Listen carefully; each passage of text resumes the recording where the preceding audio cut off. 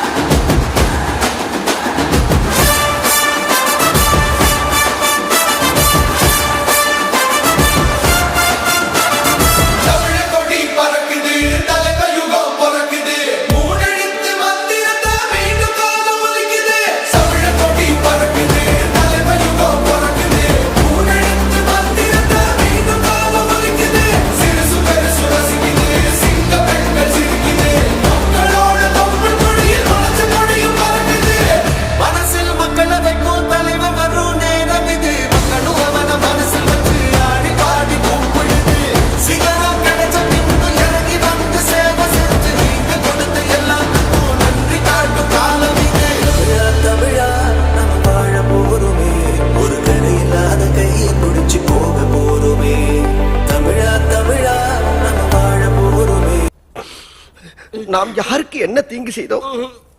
நமக்கு மட்டும் ஏன் இப்படி எல்லாம் நடக்கிறது? நம் ராஜதந்திரங்கள் அனைத்தும் வீணாகிவிட்டதே.